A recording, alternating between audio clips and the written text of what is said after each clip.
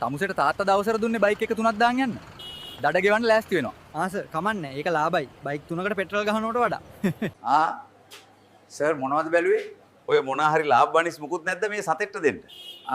සර්ට දැන් කන්නද ගෙනියන්නද? වේටර් රයිසේ මෙහෙනවා. ඇයි සර්? මේ ප්ලේන් ටික පෙට්‍රෝල් රහයිනේ මිනිස්සු. එහෙනම් සර්. ඕක ප්ලේන් ටි නෙවෙයි. ඒකෙන් එන්නේ ඩීසල් රහක්. සර් දැන් ගොඩක් රෑ වෙලා. ඔය ඇතිනේ ඩ්‍රින්ක්ස් ගත්තා. නෝනා එහෙම බණී දැන් ගෙදර යන්න. මම බැඳලා නැහැ. එහෙනම් බං මගුලකටද බං උඹ රෑ වෙනකම් බාරස්සේ ඉන්න. නෝනා මෙන්න හම්බ වුණා. මේ මොකක් ගැනද? මේ පොත ඇවිල්ලා නෝනා ප්‍රශ්න වලට අඩකට විසඳු. එහෙනම් මහත්තයා අපි මේකෙන් දෙකක් ගමු.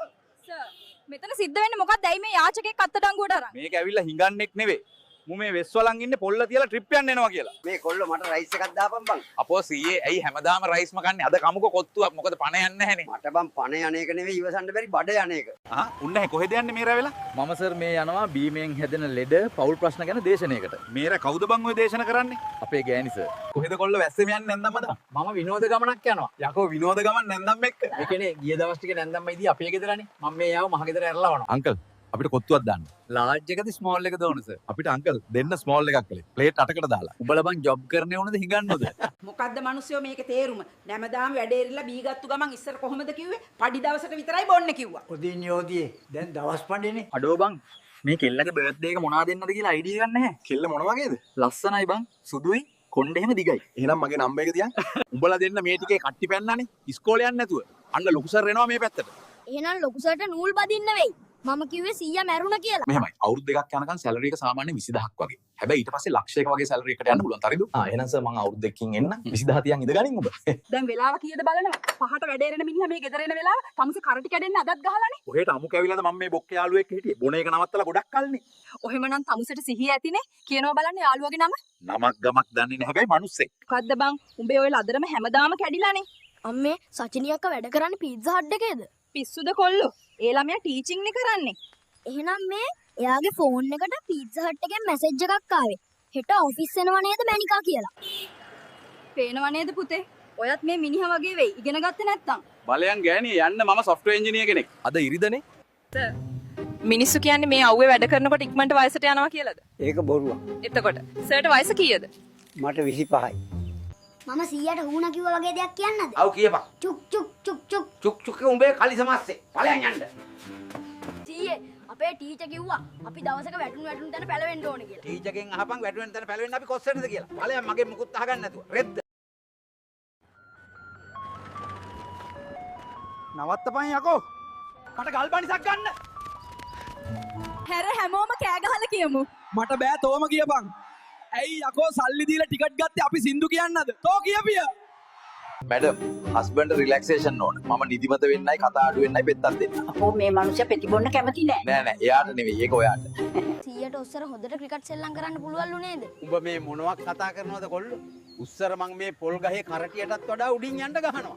ඒ කාලේ 100 හෙන වැඩෙක් නේද ආච්චි බලන් ගියාම? උඹ මේ මගුලක් කියවනවා. ඒ කාලේ ඔය පොල් ගහ අඩි 3ක්වත් උස නෑ බං. ඇයි බං උඹ ඔච්චර සතුටෙන් එන්නේ? මට දික්කසාදේ හම්බුණා මචං. අම්මට හුඩු. උඹ ඔය සිරාමද කියන්නේ? ඔව් යකෝ නඩුකාරතුමා කිව්වා පඩියෙන් හරි භාගයක් ගෑනට දෙන්න කියලා නඩත්තු කටයුතු වලට. ඉතින් ඒකට උඹ ඇයි මෙච්චර සතුටින් ඉන්නේ? ඇයි යකෝ මට දැන් පඩියෙන් භාගයක් හරි හම්බෙනවනේ. ගෑණි හිටියානම් ඒ භාගෙත් ගෑණි ගාව. මේ උන්නේ කෝ තමුසලගේ පාන් හදන මිනිහා. මොකද්ද ප්‍රශ්නේ සර්? ප්‍රශ්නේ තමයි තමුසට මතකද පෙරේද මම පාන් ගෙඩියක් අරන් ගියා. ඒක ඇතුලේ බීඩියක් තිබ්බ. ඒක තමයි මම බැලුවේ ෂෝට් එක කොහෙන්ද ආවේ කියලා. තව රුපියල් 6ක් දෙන්න සර්. මට පේනවා මහත්තයා සහකාරියක් නැතිව අවුලෙන් ඉන්නේ. ඔයා 35 වෙනකන් විතරයි. ඒ කියන්නේ ඊට පස්සේ සුපිරි කෑල්ලක් සෙට් වෙනවා. පිස්සුද යකෝ? ඊට පස්සේ උඹ ඒකට හුරු වෙන. තාත්තේ කියපන් බොක්ක. මොකෝ මේ ලයින් එක? හෙට ඉස්කෝලේට අම්මා හරි තාත්තා හරි එක්කන් එන්න කිව්වා. පිස්සුද යකෝ උඹට? උඹ හෙට ගිහින් කියපන් තාත්තා මැරෙන්න වැටලා ඉස්පිරිතාලේ ඉන්නේ අම්මටත් ඇවිදින්න බෑ කියලා. ඊටු ටික මම බලා ගන්නම් මනේ. තාත්තේ ඔයා නම් එළම පොරක්කා. තද කොල්ලෝ ලොකු වුණාම සලකපන් මේවට. සර් පොඩි හදිසියකට මට හෙට නිවාඩු ගන්න ඕන උසාවිය යන්න. හෙට තමුසෙට පිස්සුද? මෙහෙ වැඩ ගොඩ ගැහිලා. ඇයි උසාවිය යන්නේ තමුසේ නඩුව අහන්නද? අපෝ නෑස. කලින් නිවාඩු නැහැ කියපු බොසාගේ දත් ටිකක් කැඩුව එකේ නඩුව. අනේ හිමිට වැඩ කරන් එන්න මල්ලි.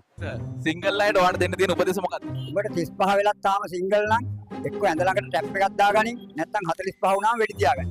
ආමුදුරනේ අපි මැරෙද්දි අපේ පණ යන්නේ ජනේලෙන්ද? ජනේලෙන් කවුද කොල්ලෝ ඔය බොරුව කිව්වේ? එහෙන් ඔය සමහර දාට රැට අක්ක කියන්නේ ජනේලෙන් පැනලා පරිස්සමෙන් යන්න පණ කියලා. පුතා මෙහෙ වරේ. කවද බං මේ උඹ මගේ බබා කියලා දාන් ඉන්නේ? ඒ මගේ බබා නෙවෙයි මාක් බාබා. අම්මේ මුස්ලිම් යාළුවෙක්. ඩොක්ටර් මට දුර පේන්නේ නැහැ. ඔයාට ඉර පායලා තියෙනවා පේනවද? ඔව් සර්.